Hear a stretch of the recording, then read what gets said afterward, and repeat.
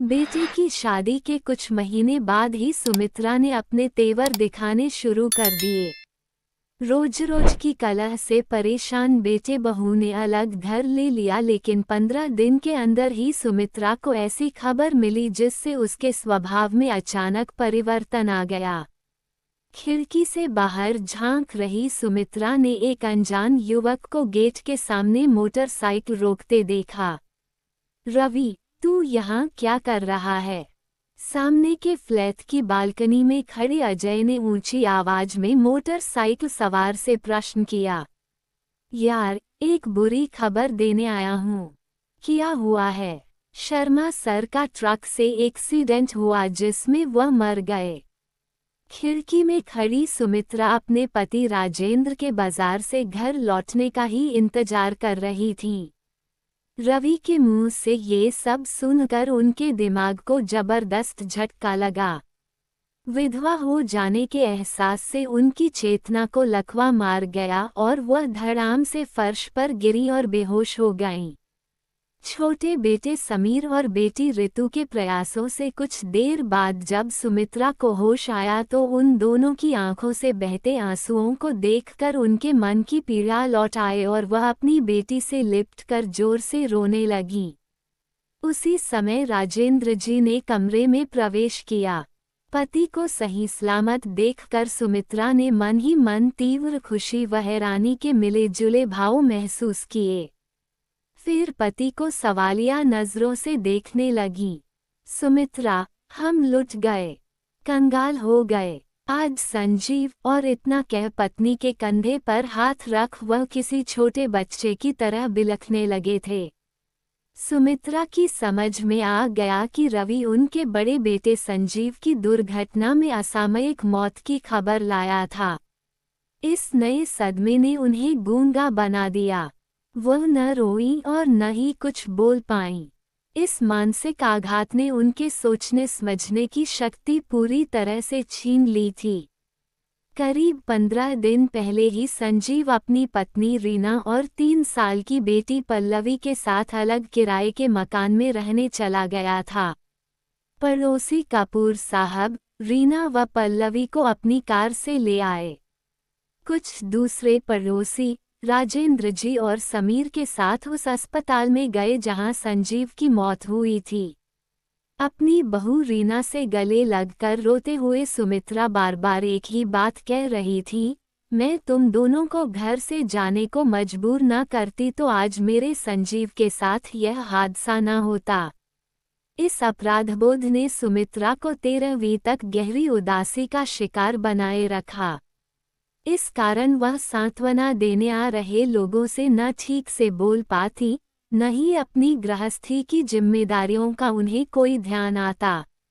ज्यादातर वह अपनी विधवा बहू का मुरझाया चेहरा निहारते हुए मौन आंसू बहाने लगती। कभी कभी पल्लवी को छाती से लगाकर खूब प्यार करती, पर आंसू तब भी उनकी पलकों को भिगोए रखते। 13वीं के अगले दिन वर्षों की बीमार नजर आ रही सुमित्रा क्रियाशील हो उठी। सबसे पहले समीर और उसके दोस्तों की मदद से टेम्पो में भरकर संजीव का सारा सामान किराए के मकान से वापस मंगवा लिया। उसी दिन शाम को सुमित्रा के निमंत्रण पर रीना के माता पिता और भैया भाभी उनके घर आए। सुमित्रा ने सबको संबोधित कर गंभीर लहजे में कहा, पहले मेरी और रीना की बनती नहीं थी, पर अब आप सब लोग निश्चिंत रहें। हमारे बीच किसी भी तरह का टकराव अब आप लोगों को देखने सुनने में नहीं आएगा। आंटी, मेरी छोटी बहन पर दुख का भारी पहाड़ टूटा है। अपनी बहन और भांजी की कैसी भी सहायता करने से मैं कभी पीछे नहीं हटूंगा। रीना के भाई रोहित ने भावुक होकर अपने दिल की इच्छा जाहिर की। आप सबको बुरा न लगे तो रीना और पल्लवी हमारे साथ भी आकर रह सकती हैं। रीना के पिता कौशिक साहब ने हिचकते हुए अपना प्रस्ताव रखा। सुमित्रा उनकी बातें खामोश होकर सुनती रहीं। वह रीना के मायके वालों की आंखों में छाए चिंता के भावों को आसानी से पढ़ सकती थीं। रीना के साथ पिछले 6 महीनों में सुमित्रा के संबंध बहुत ज्यादा बिगड़ गए थे। समीर की शादी करीब 3 महीने बाद होने वाली थी। नई बहू के आने की बात को देखते हुए सुमित्रा ने रीना को और ज्यादा दबाकर रखने के प्रयास तेज कर दिए थे।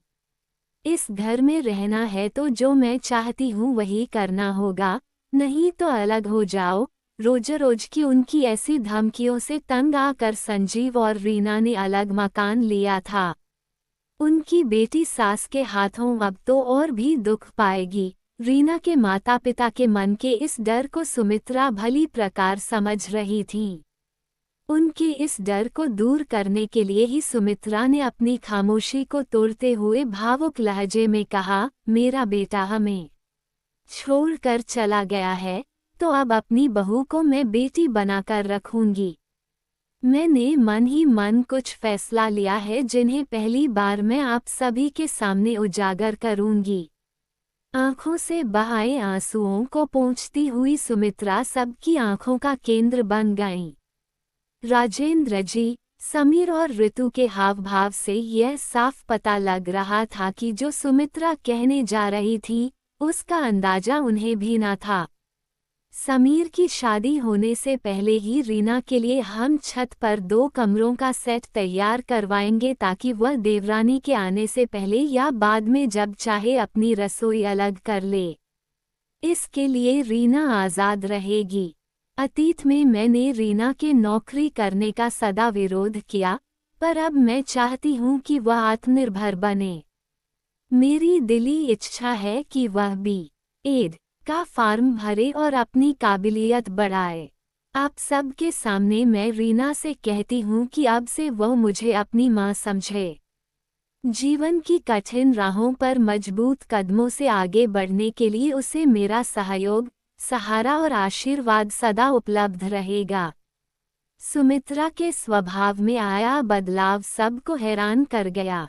उनके मुंह से निकले शब्दों में छिपी भावुकता व ईमानदारी सभी के दिलों को छूकर उनकी पलकें नम कर गईं।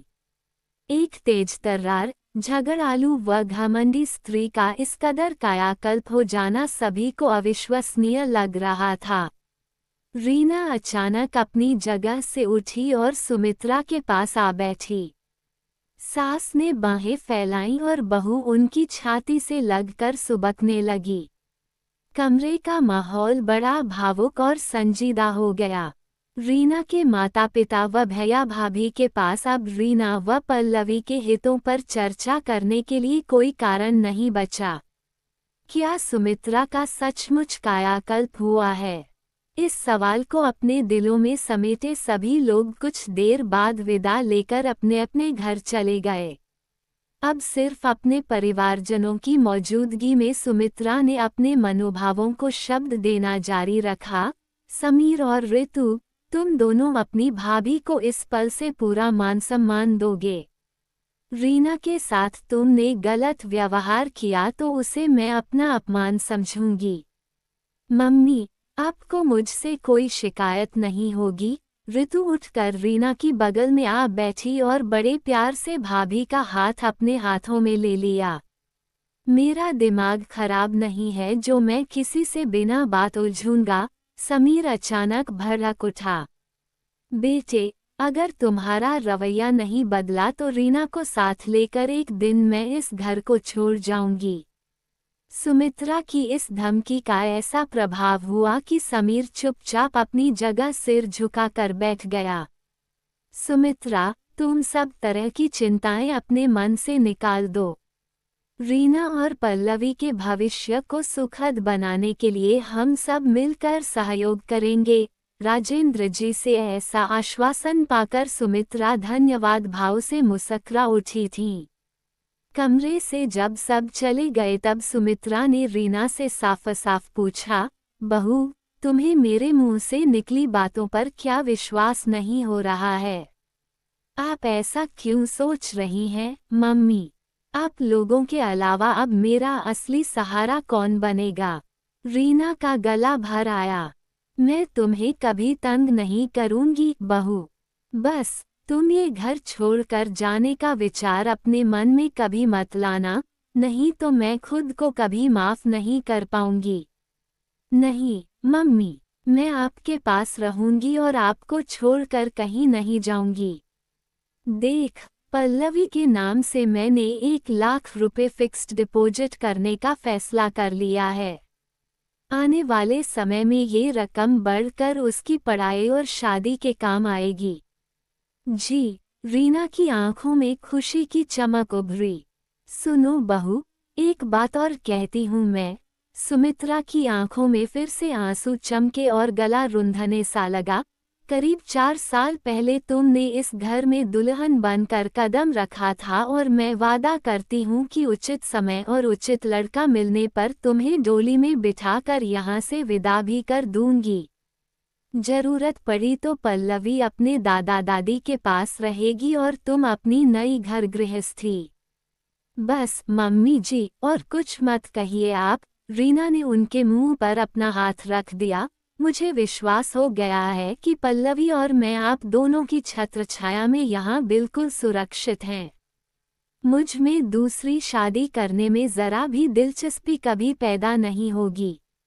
रीना अपने सास ससुर के लिए जब चाय बनाने चली गई तो राजेंद्र जी ने सुमित्रा का माथा चूमकर उनकी प्रशंसा की।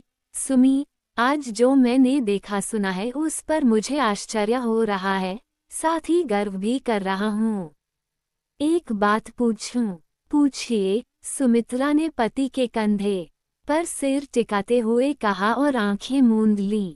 तुम्हारी सोच, तुम्हारा नजरिया, तुम्हारे दिल के भाव अचानक इस तरह कैसे बदल गए हैं? आप मुझ में आए बदलाव का क्या कारण समझते हैं? आंखें बंद किए किए ही सुमित्रा बोली। मुझे लगता है संजीव की असमय हुई मौत ने तुम्हें बदला है, पर फिर वैसा ही बदलाव मेरे अंदर क्यों नहीं आया? संजीव इस दुनिया में नहीं रहा, ये जानने से पहले मुझे एक और जबरदस्त सदमा लगा था। क्या आपको उसकी याद है? हाँ, जो लड़का बुरी खबर लाया था वह संजीव का जूनियर था और तुम समझी कि वह कोई मेरा छात्र है और मेरी न रहने की खबर लाया है। दरअसल गलत अंदाजा लगाकर मैं बेहोश हो गई थी। फिर मुझे धीरे धीरे होश आया तो मेरे मन ने काम करना शुरू किया। सबसे पहले असहाय और असुरक्षित हो जाने के भय ने मेरे दिलो दिमाग को जकड़ा था। मन में गहरी पीड़ा होने के बावजूद अपनी जिस जिम्मेदारी का मुझे ध्यान आया वह ऋतु की शादी का था। कैसे पूरी करूंगी मैं ये जिम्मेदारी? मन में यह सवाल कौंधा तो जवाब में सबसे पहले संजीव और रीना की शक्लें उभरी थीं। उनसे मेरा लाख झगड़ा होता रहा हो पर मुसीबत के समय मन को उन्हीं दोनों की याद पहले आई थी। अपने मन की बातों को सुमित्रा बड़े धीरे धीरे बोलते हुए पति के साथ बांट रही थीं। राजेंद्र जी खामोश रहकर सुमित्रा के आगे बोलने का इंतजार करने लगे। सुमित्रा ने पति की आंखों में देखते हुए भावुक लहजे में आगे कहा, मेरे बहू बेटे मुसीबत में मेरा मजबूत सहारा बनेंगे। अगर मेरी यह उम्मीद भविष्य में पूरी न होती तो मेरा दिल उन दोनों को कितना कोसता। एक पल रुककर सुमित्रा फिर बोली, असली विपदा का पहाड़ तो रीना के सिर पर टूटा था। मेरी ही तरह क्या उसने भी उन लोगों का ध्यान नहीं किया होगा जो इस कठिन समय में उसके काम आएंगे? जरूर आया होगा, राजेंद्र जी बोले। अगर उसने हमें विश्वसनीय लोगों की सूची में नहीं रखा होगा तो ये हमारे लिए बड़े शर्म की बात है, और अगर हमारे सहयोग और सहारे की उसे आशा है और हम उसकी उम्मीदों पर खरे न उतरे तो क्या वह हमें नहीं कोसेगी? तुम्हारे मनोभाव अब मेरी समझ में आ रहे हैं। तुम्हारे कायाकल्प का कारण मैं अब समझ सकता हूँ। राजेंद्र जी ने प्यार से पत्नी का माथा एक बार फिर चूमा। हमारा बेटा संजीव अब बहू और पोती के रूप में अपना अस्तित्व बनाए हुए है और ये दोनों हमें कोसे ऐसा मैं कभी नहीं चाहूंगी। इन्हें आत्मनिर्भर बनाने के लिए ही मैंने अपने को बदल डाला है। कभी मैं राह से भटकूं तो आप मुझे टोककर सही राह दिखा देना। सुमित्रा ने अपने जीवन साथी से हाथ जोड़कर विनती की।